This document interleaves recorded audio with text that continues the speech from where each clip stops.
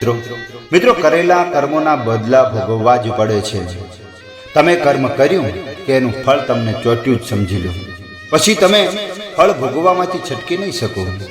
છટકવાના ગમે એટલા ઉધામા કરો પણ ફળ ભોગવ્યા સિવાય કર્મ શાંત થાય જ નહીં। તમારી પાછળ પાછળ એ ફળ ભમ્યા કરે છે, ભોગવીને જ છુટકારો છે। કદાચ તમે બુદ્ધિશાળી હો અને આ દુનિયાની કોર્ટમાં કદાચ સારા વકીલ રોકી અને છટકી શકો છો, પણ અખિલ બ્રહ્માંડની એટલે કે કુદરતની કોર્ટમાં તમને જાલી પાડે છે। ત્યાં તમને નહીં છોડે અને ત્યાં કોઈ વકીલની દલીલ કે સુપારિશ ચાલતી નથી। મિત્રો, આ વાર્તા સાંભળતા પહેલા વાર્તાને લાઈક કરી દેજો અને અમારી ચેનલને સબસ્ક્રાઇબ જરૂરથી કરી લેજો। અને મિત્રો, જો તમે સાચી શ્રદ્ધાથી કોમેન્ટ બોક્સમાં જય જય જય દ્વારકાધીશ લખવાનું ન ભૂલતા। ઘણા વર્ષો પહેલાની આ વાર્તા છે મિત્રો। અમદાવાદમાં એક પ્રખર વિદ્વાન જજ હતા, જાતે નાગર બ્રાહ્મણ હતા। તે ચુસ્ત વેદાંશી અને કર્મના કાયદાના અઠંગ અભ્યાસી હતા। સાબરમતી નદી પાસે રહેતા હતા। એક દિવસ પરોઢીએ તેઓ અંધારામાં આ નદીની બાજુમાં કુદરતી હાજતે જવા બેઠેલા। ત્યાં નદીના માંથી એક માણસ દોડતો દોડતો ત્યાંથી નીકળ્યો। તેની પીઠ પાછળથી આવતા એક માણસે એને ખંજરનો ઘા કર્યો, એટલે આગળનો માણસ ઢળી પડ્યો અને તાત્કાલિક મૃત્યુ પામ્યો। આ દ્રશ્ય જજે જોયું। જજે આ નજરે નજર પ્રત્યક્ષ જોયું। ખૂની ભાગી ગયો। તેને પણ આ જજ સાહેબે બરોબર ઓળખી લીધો। જજ સાહેબ ઘરે આવ્યા, પણ આ વાતનું આ બનાવની કોઈને કીધું નહીં કંઈ, કારણ કે એમને ખબર હતી કે આ ખૂનનો કેસ છેવટે એમની કોર્ટમાં આવવાનો હતો।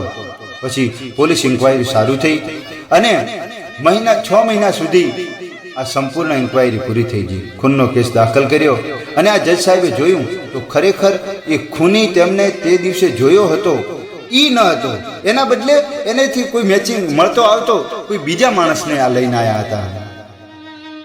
પોલીસના તહોમતદાર તરીકે રજૂ કરેલો। પછી કેસ ચાલ્યો અને આમ જબરજસ્ત પુરાવા અને સજોડ બનાવટથી આ તહોમતદાર ખરેખર ખૂની સાબિત થયો।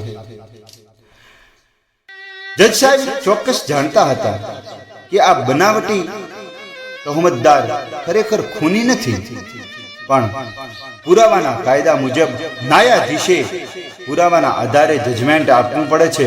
તેમાંથી ન્યાયાધીશ પોતાની અનુભવ કામ ન કરે, એટલા માટે એમને કોઈ અનુભવ કામ ના લાગે, એટલા માટે તેમણે આ બનાવટી મોહમ્મદદારને સજ્જડ પુરાવાના આધારે ખૂની ઠરાવીને ફાંસીની સજા ફરમાઈ।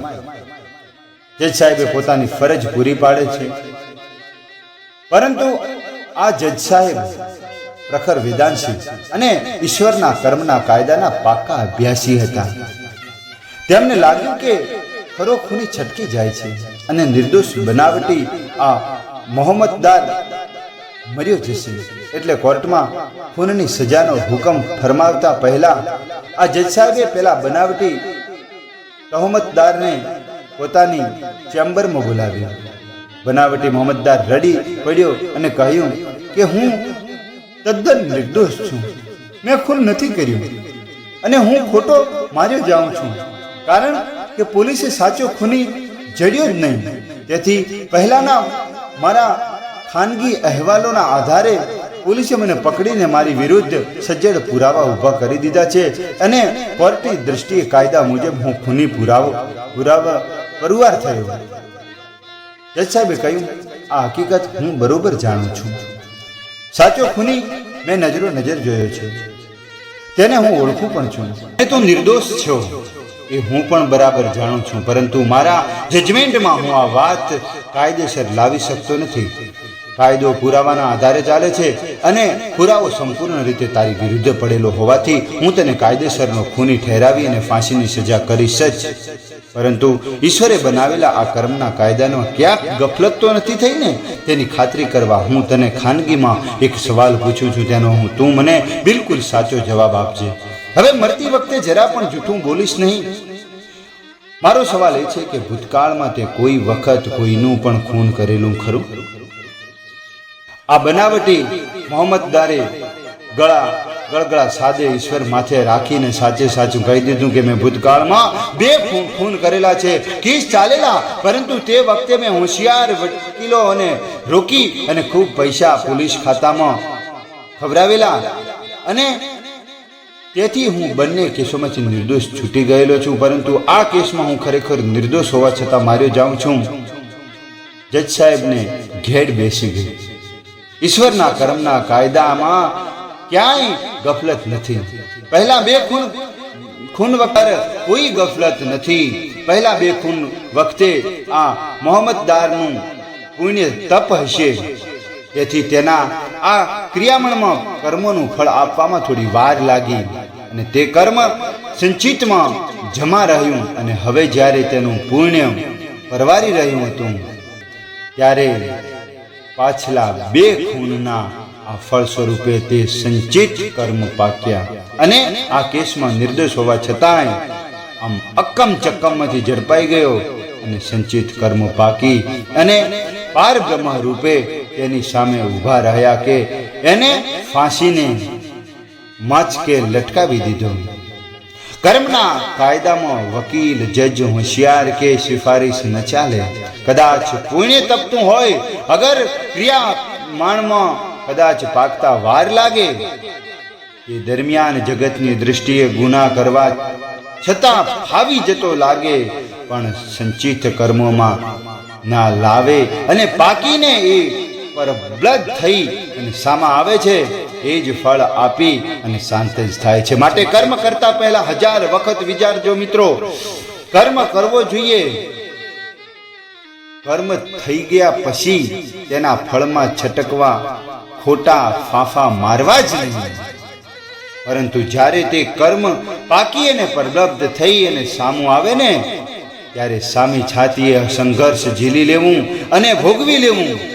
નહીં તો હસતે હસતે કરેલા પાપ રોતા રોતા પણ ભોગવવા પડશે.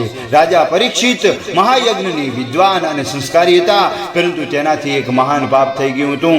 ક્રોધના આવેશમાં એ નિરપરાધી ઋષિના ગળામાં એક મરેલો સાપ પહેરાવી દીધો, અને રાજા ઘરે આવીને શાંત થતા જ તેને ખ્યાલ આવ્યો અને તે પોકારી ઉઠ્યો, મારાથી આ ભયંકર નીચ કર્મ થઈ ગયું. આ ક્રિયાકર્મ મારા કર્મના સ્વરૂપે તક્ષક નાગ કરડવાની મરણ પામવાનું તેનું આ પારબ્લબ્ધ નિર્માણ થયું. અને પરંતુ આ ફળ ભોગવવામાંથી છટકવા માટે તેમણે પોતાની સત્તાનો ઉપયોગ કરવાની જરા પણ પ્રયત્ન ન કર્યો. તેણે ભગવાનને એવી પ્રાર્થના કરી કે હે ભગવાન કૃષ્ણ, મારો દાદો અર્જુન અને તમે બંને મારા કોઈના દીકરા ભાઈ થતા હતા, વળી તમો બંને સાળો બનેવી થતા હતા. તે હિસાબે તમો મારા ઘણા નજીકના સગા છો. વળી મારો દાદો અર્જુન તમારો પરમ પ્રિય ભક્ત હતા, અને એમાંનો રથ પણ તમે હાકેલો, અને ખુદ મારી પણ તમોએ જે ગર્ભવાસમાં રક્ષા કરેલી. માટે આ સર્વશક્તિમાન હોવાથી આપની લાગવળગથી મને મારા ગુનાની શિક્ષા ન મળે તેવું ન કરતા. જીવનમાં આ મારો પહેલો ગુનો છે, અને ભવિષ્યમાં ફરીથી આવો ગુનો હું કદી નહીં કરું તેનું સોગંદનામું કરું છું. માટે આટલો વખત મને જતો કરો. હું આપ કહેશો તેટલો અઢળક ખર્ચ કરીને આપને ખુશ થાવ એવા ધર્માદો કરીશ. ભગવાન પાસે લાગવળગ, શાહી, લોચ, રિશ્વતખોરી કર્મના કાયદાનો અમલ ના ચાલે. પરીક્ષિત મોટો રાજા હતો, અને તેના રાજ્યની સુપ્રીમ કોર્ટમાં પણ તેને સજા ફરમાવી શકે તેમ નહોતી. છતાં પરીક્ષિતે પોતાના, તમે નસીબદાર છો કે દાદા, તમારા બાપ દાદા ઘરમાં શ્રીમદ ભગવતનું પુષ્પ વસાવ્યું હોય, અને તમે જો એને કોકદાડો વાંચો, એ ધૂળ ખાતું હશે. પુસ્તકને તમે થોડુંક છાપ સૂત્રું કરી અને ખંખેરી નાખી અને વાંચજો. પરીક્ષિત ખુદ પોતાની સામે મોહમ્મદ નામું ફરમાવીને શું શિક્ષા માંગણી કરે છે. મહર્ષિ વ્યાસ પરીક્ષિતના બોલેલા શબ્દો નીચે મુજબ જણાવી, નિરાધારી બ્રાહ્મણ સાથે ઘણું જ નીચ અધમ કૃત્ય કર્યું, ને મારા કરેલા ક્રિયામાણમાં કર્મોનું પરિણામ મારા પાપના નાશ માટે તાકીદે મને સતત શિક્ષા થાવ, જેથી કરીને ભવિષ્યમાં હું અગર મારો દાખલો લઈને બીજો કોઈ રાજા આવો નીચ ધંધો કરે. મિત્રો, જીવનની અંદર તમે જે કર્મ કરશો એનો બદલો તમારે દેવો જ પડશે. માટે કોઈ દિવસ ખરાબ કર્મ ન કરતા. કર્મ સારું કે ખોટું, કર્મનો તમારે બદલો દેવો જ પડશે. જો સારું કરશો તો પણ દેવો પડશે, ખોટું કરશો તો પણ દેવો પડશે. મિત્રો, માટે નિસ્વાર્થ ભાવનાથી કોઈની સેવા કરવાથી મિત્ર તમે આ 84 લાખ અવતારમાંથી તમે મુક્ત થઈ શકો છો. આવું આપણા આધ્યાત્મિક આપણા ગુરુજનો કહી ગયા છે. તો મિત્રો, આ સાથે આ વાર્તાને અહીંયા સંપૂર્ણ કરીએ છીએ. જો તમને ગમી હોય તો લાઈક કરજો, શેર કરજો અને સબસ્ક્રાઈબ કરજો અમારી આ ચેનલને. જય જય જય દ્વારિકાધીશ.